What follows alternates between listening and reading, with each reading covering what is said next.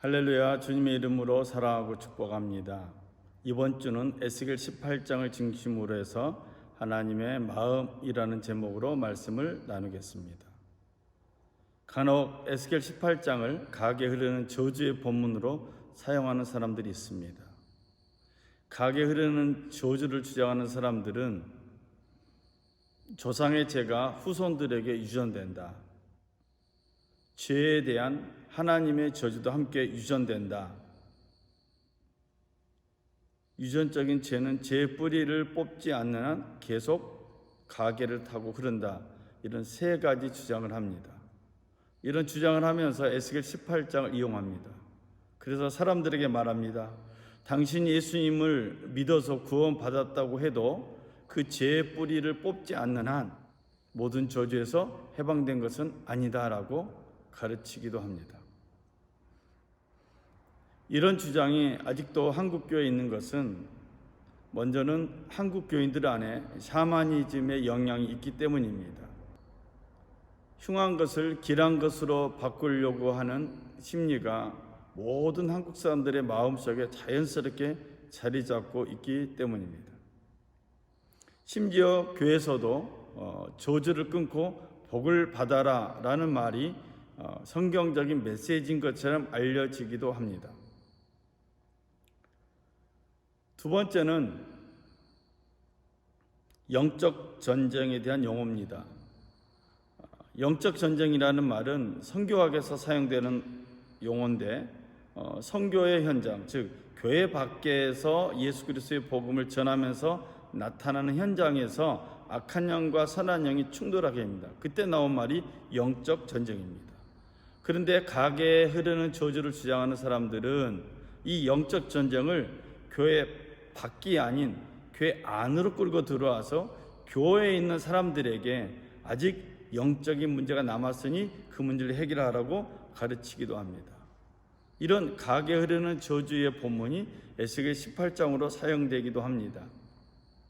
저는 에스겔 18장이 그런 본문이 아니라는 것을 전제하고 이 에스겔 18장에 있는 의미를 찾고자 합니다. 에스겔은 바벨론 포로를 경험하고 있는 사람들에게 하나님의 말씀을 전하였습니다. 바벨론 포로로 끌려간 이스라엘 사람들은 자신의 잘못이 아니라 조상들의 잘못이라고 생각을 했습니다. 그래서 그 당시에 유행했던 철 잃은 포도를 아버지가 먹었기 때문에 자기들의 이가 이처럼 시게 된 것이라는 속담을 인용하면서 이런 역사적 잘못을 조상들 탓으로 돌렸습니다. 하나님께서는 이런 속담이 잘못되었다는 것을 에스겔을 통해서 말씀하고 있습니다. 첫 번째, 하나님은 각 사람의 행위대로 판단하십니다. 모든 영혼이 다 내게 속한지라 아버지의 영혼이 내게 속함같이 그의 아들의 영혼도 내게 속하였나니 범죄하는 그 영혼은 죽으리라. 자기의 의가 자기 혼자서, 또 자기의 범죄는 자기 혼자서 당하는 것이지 죄의 대물림이 없다라는 게 에스겔 18장 4절의 말씀입니다. 아직도 가계 저주의 대물림을 주장하는 사람들은 이런 하나님의 공의로움을 망각하는 악을 범하는 것입니다. 그래서 이런 생각을 하지 못하도록 에스겔서는 분명히 지적하고 있는 것입니다. 심지어 이스라엘 백성들도 바벨론 포로 끌려가는 상황에서도 그들의 역사적 잘못을 조상 탓으로 돌리고 있습니다. 이런 생각은 에스겔 18장 25절에 보면 이스라엘 사람들이 말하기를 주의 길이 공평하지 아니하다 하는도다. 이스라엘 족속아 들을지어다 내 길이 어찌 공평하지 아니하냐? 너희 길이 공평하지 아니한 것이 아니냐. 하나님은 이스라엘 백성들이 주의 길이 공평하지 않다고 주장하는 것에 대해서 너희 길이 공평하지 않는 것이 아니냐라고 반문하고 있습니다. 하나님에 대해서 이렇게 생각하는 것, 즉 주의 길이 공평하지 아니하다고 생각하는 것이 엄연한 죄악이다라고 에스겔서는 말하고 있습니다. 그래서 에스겔 시대 이스라엘 사람들이 이 속담을 가지고 하나님께 질문하는 것 자체가 악이다라는 사실입니다. 직접 죄를 짓지 않는 사람들은 조상들이 대대로 쌓아온 죄악 때문에 자기가 불행을 겪게 된다고 생각합니다. 이것은 개인의 책임을 강조하지 않고 모든 책임을 연대적인 책임 또는 집단적인 책임으로 돌리는 불신앙입니다. 지금 바벨론에서 포로 생활하고 있는 이스라엘 사람들이 이어받고 있는 것이 이러한 문제입니다. 그러나 각 사람이 자기의 죄에 대한 책임이 있는 것이지 다른 사람이 짊어지는 일이란 없다라고 에스겔서는 말하고 있습니다. 두 번째로 에스겔 18장은 하나님은 하나님의 백성이 심판받기보다는 회개하기를 간절히 원하신다고 말하고 있습니다. 바벨론 포로 중에 있는 이스라엘 사람들은 지금도 이렇게 주장합니다. 아들이 어찌 아버지의 죄를 담당하지 않겠느냐고 주장합니다. 이것을 답답하게 여기신 하나님께서는 범죄하는 그 영혼은 죽을지라 아들은 아버지의 죄악을 담당하지 아니할 것이요 아버지는 아들의 죄악을 담당하지 아니하리니 의인의 공의도 자기에게로 돌아가고 악인의 악도 자기에게로 돌아가리라고 명쾌하게 직언적으로 말씀하셨습니다. 공의와 불의에 대한 것을 각 사람이 책임져야 한다는 것을 성경 에스겔 18장은 말하고 있습니다. 우리가 코로나를 겪고 있는 것은 우리가 하나님과 맺은 언약을 지키지 않았기 때문이 아닌가 반성하게 됩니다. 에스겔 17장 19절 이하에 내가 나의 삶을 두고 맹세하노니 그가 내 맹세를 업신여기고 내 언약을 배반하였은즉 내가 그 죄를 그 머리에 돌리되 그 위에 내 그물을 치며 내 올무에 걸리게 하여 끌고 바벨론으로 가서 나를 반역한 그 반역을 거기에서 심판할지며. 이스라엘 사람들이 바벨론 포로로 끌려가는 것은 시드기야가 하나님과 맺은 언약을 배반하였기 때문이라고 분명히 말하고 있습니다. 조상들의 잘못이 아니라 그들의 죄악이 하나님의 약속의 파기에서 비롯됐다고 말하는 것입니다.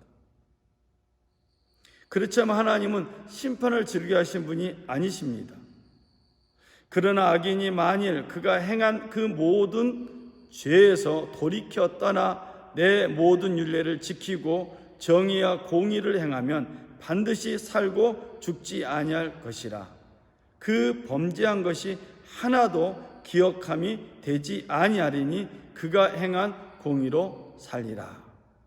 에스겔 18장 21절 22절에 하나님은 이렇게 말씀하고 계십니다.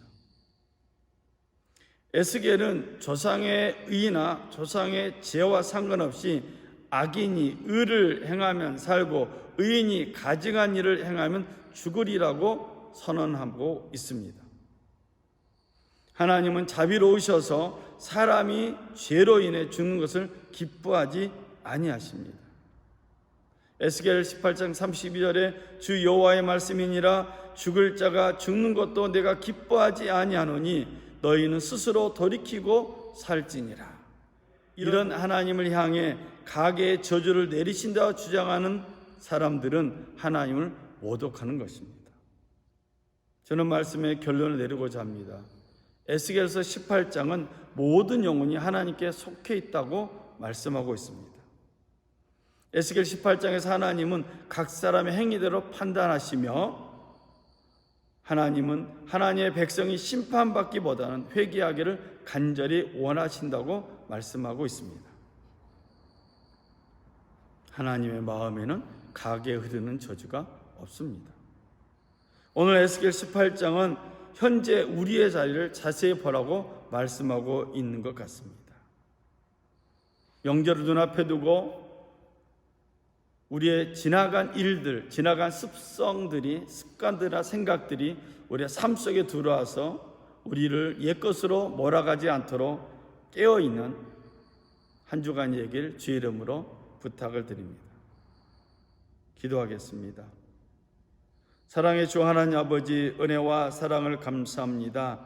에스겔 18장을 통해서 하나님의 마음을 읽게 됨을 감사합니다. 코로나를 겪으면서 여러 가지 탓으로 돌리는 우리의 습성을 되돌리게 하여 주시고, 또 한가위 명절을 눈앞에 두고 가게 흐르는 저주에 휩싸이는 일들이 없게 하시며, 예수 그리스도의 마음이 우리 가운데 임하여서 날마다 새로운 은혜를 경험하며 하나님의 영광을 나타내는 삶이 되게 하여 주옵소서. 우리를 새롭게 하셔서 이전 것은 지나갔으니 보라 새 것이 되었도다라고 선포해 주신 예수님, 하나님의 마음을 읽고 죄에서 돌이키며 하나님께만 영광 돌리는 삶으로 나아가는 우리 모두가 되게 하여 주옵소서. 우리 주 예수 그리스도 이름으로 기도드렸습니다. 아멘.